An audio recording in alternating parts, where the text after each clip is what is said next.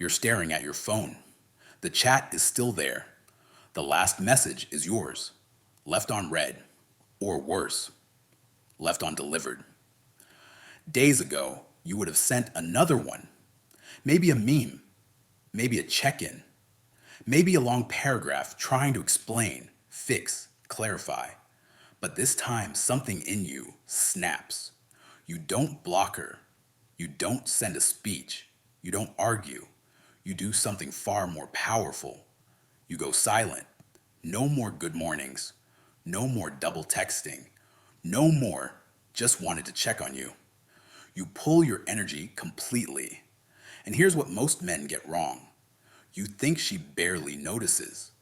You think she just shrugs, keeps scrolling, laughs with her friends, goes out, and forgets you existed. You think your silence is nothing, but to a woman who's been used to your attention, your silence is an earthquake. It doesn't hit her heart first. It hits something much more fragile, her ego, her sense of control, her belief that you were safe to take for granted. Silence is not doing nothing. Silence is communication. And when it's coming from a man who finally respects himself, it triggers a chain reaction in her psychology that you need to understand. In this breakdown, we're going to walk through what she actually feels when you stop chasing and go quiet. The hit to her ego, the curiosity that turns into obsession, the overthinking spiral she can't escape, the crash of validation she didn't know she depended on, the fear of replacement, the regret she never thought she'd feel, the subtle ways she starts coming back, not from fantasy, not from wishful thinking, from psychology, from power dynamics, from how human attachment actually works. And once you understand this, you'll never see silence the same way again. Phase 1, her ego gets hit. Why isn't he chasing? When you finally stop chasing, the first part of her that reacts isn't her heart, it's her ego. Most women grow up in an environment where attention is a constant background noise. Compliments, likes, and comments, messages, guys offering help, favors, time, energy. They're used to being watched. They're used to interest. They're used to men orbiting them.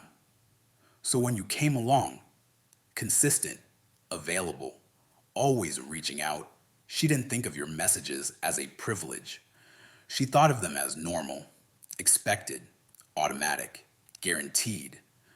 Then one day, nothing. No text in the morning, no reaction to her story, no checking in to ask, "How are you?" At first, she doesn't panic. She rationalizes it. He's probably busy. He'll text later. He always does. But underneath that fake calm, there's a small sting. Why isn't he chasing me? That sting isn't love. It's ego. Her ego is used to being fed by your pursuit. Your silence is the first time you've starved it. And that tiny discomfort is the start of everything that comes next.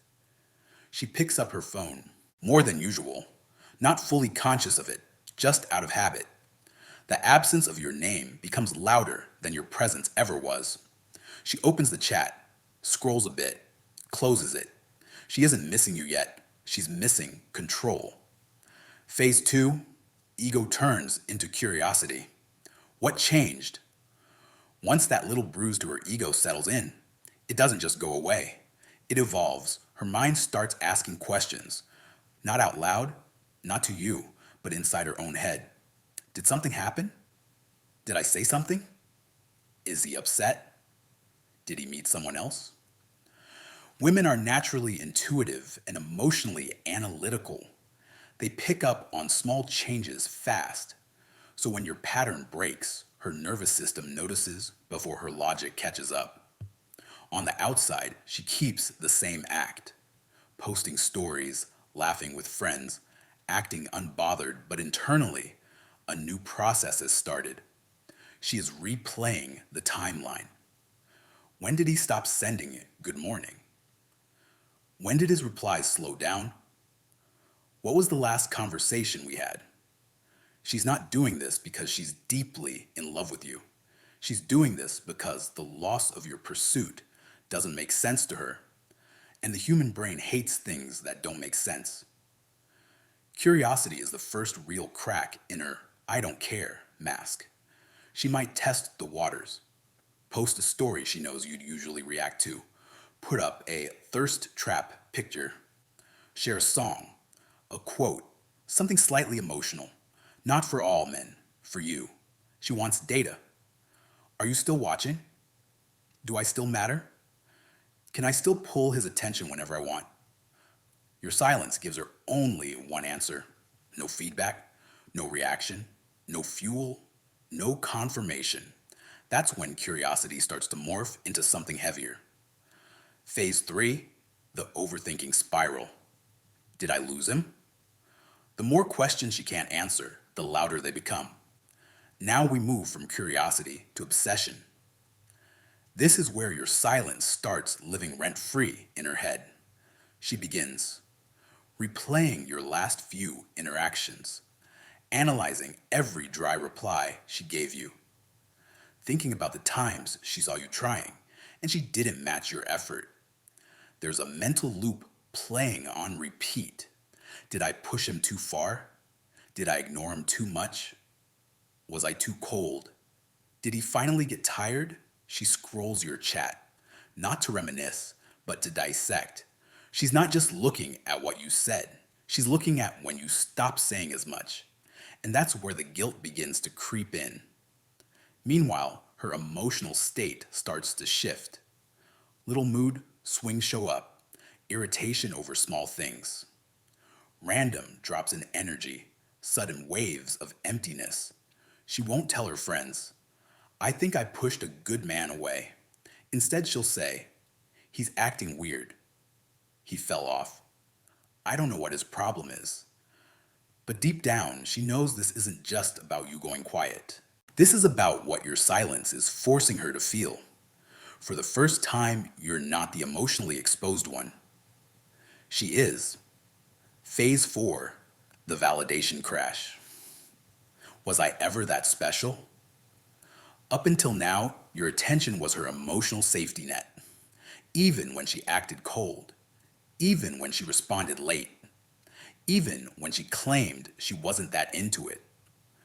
She knew one thing: if I want reassurance, he's there. You were constant, predictable, safe. She may have ignored you, disrespected your time, or treated you casually, but she was still using your pursuit as emotional insurance. Your silence rips that away, and now something deeper begins: a validation crash. It's not just, "He's not texting me." It's, "What does his silence say about me?" She starts questioning, maybe I wasn't as important as I thought. Maybe I misread how much he cared. Maybe I overestimated my pull on him. She'll check your social media more. Who viewed your story? Who are you following? What are you posting? Every sign of your life moving without her makes the crash worse. This is why she'll often send small, low-effort signals. Hey, out of nowhere. Reacting to an old story. Sending a random meme. She's not genuinely trying to reconnect yet. She's checking something. Do I still have access to his validation? If you respond instantly, she relaxes. Her ego recovers. I still have him. If you stay silent or keep it dry, the crash deepens. Because now the question isn't just, why isn't he texting? It's, have I lost the one guy I thought I owned emotionally? Phase 5, emotional chaos. I don't know what I feel. Now the real storm hits. This is where her emotions start moving in extremes. One day she feels angry. How dare he ignore me? Next day she feels sad. Maybe I messed this up. Then she feels confused. Do I want him? Or just want his attention back? She's not stable anymore. Her internal rhythm is off. She tries to distract herself, going out more, talking to other men, posting more online, forcing herself to not care. But it doesn't land the same. Why? Because all of this was easy when she knew you were still in the background. Now you're not. And reality is starting to sink in. You may actually be gone. This is when you'll see contradictions. She'll post like she's thriving, but stalk your activity. She'll say she's over it, but still check your last scene. She'll laugh with friends, but her mood drops the moment she's alone. It's not about love yet. It's about loss of control. She doesn't just feel your absence. She feels the absence of the version of herself that felt chosen whenever you texted. And this is where fear starts coming in. Phase 6, the fear of replacement. Who's he giving what I wasted? This is one of the most powerful emotional triggers. It's not just, he stopped chasing me. It's, who is he chasing now? Her mind starts building stories. Is there another girl? Is he giving her the effort he used to give me? Is someone else getting the good morning texts, the attention, the energy?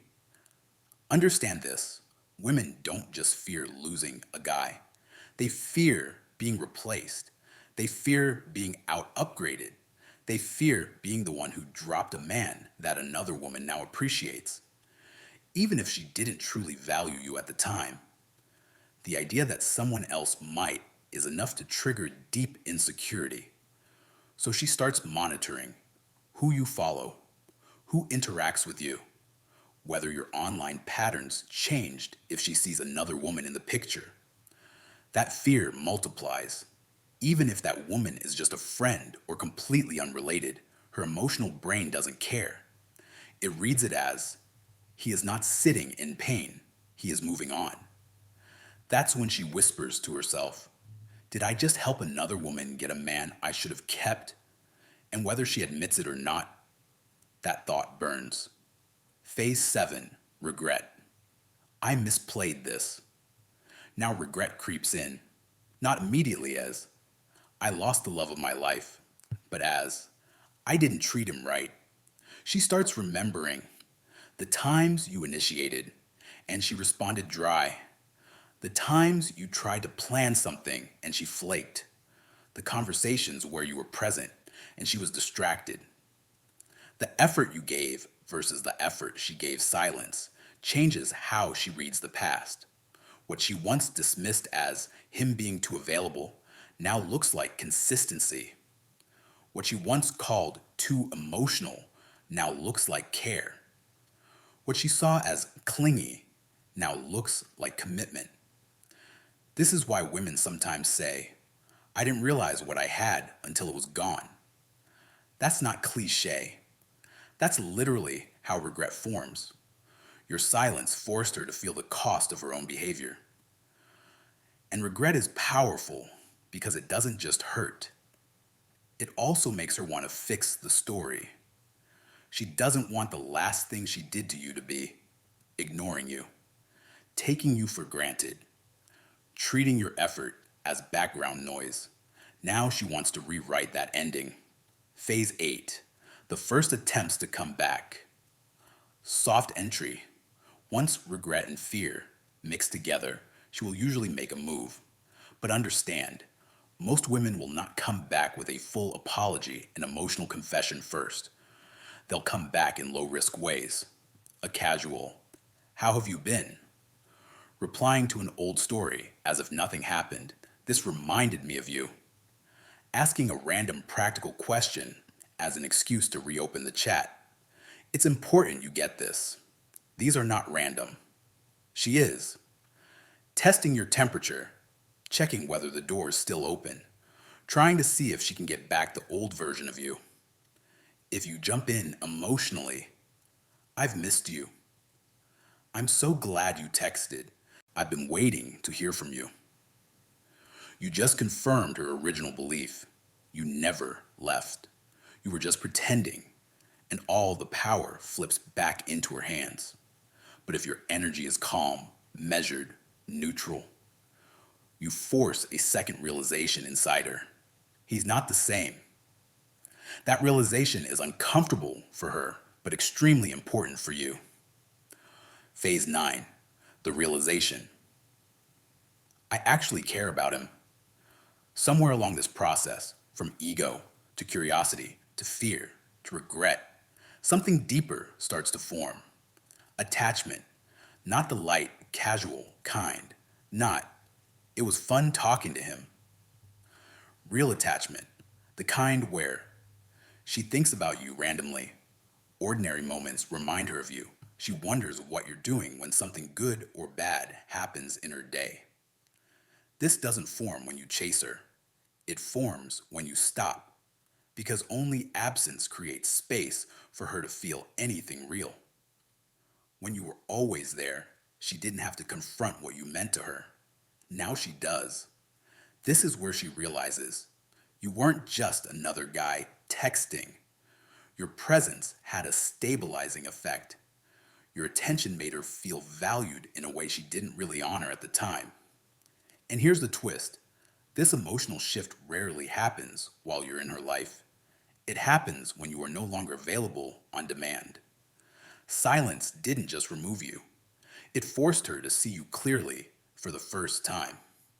Phase 10, the desire to rebuild. Can I get him back?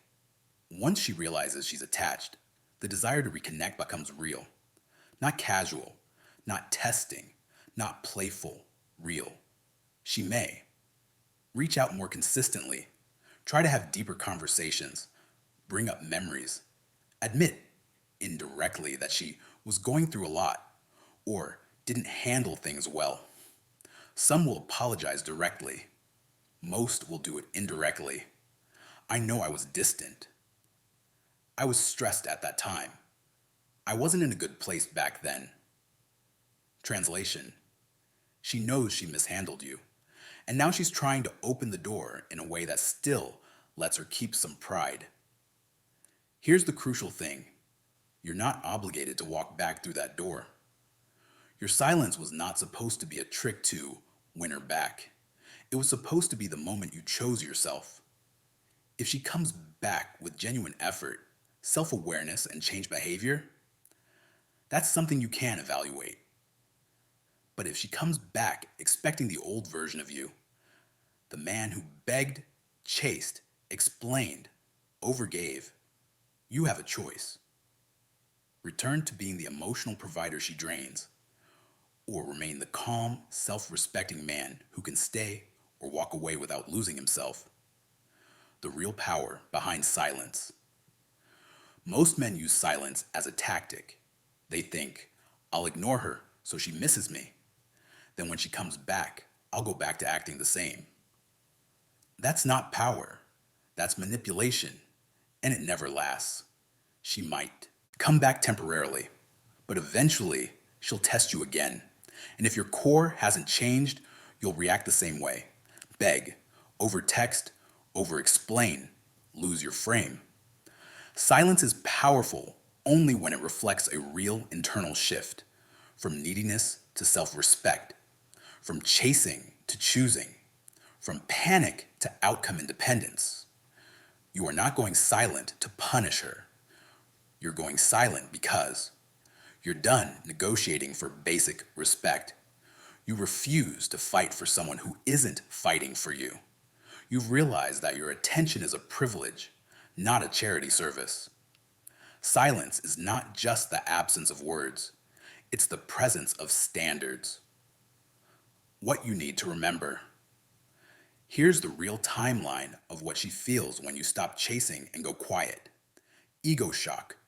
Why isn't he chasing me? Curiosity. What changed? Overthinking. Did I lose him? Validation crash. Was I ever that important to him? Emotional chaos. Why am I suddenly feeling this much? Fear of replacement. Is someone else getting what I rejected? Regret. I misplayed it. Soft attempts to reconnect. Do I still have access to him? Emotional attachment. I actually care. Desire to rebuild. Can I get him back? Not every woman will go through every stage. Some will only feel the ego bruise and move on. Some are too damaged, too narcissistic, or too detached to reflect at all.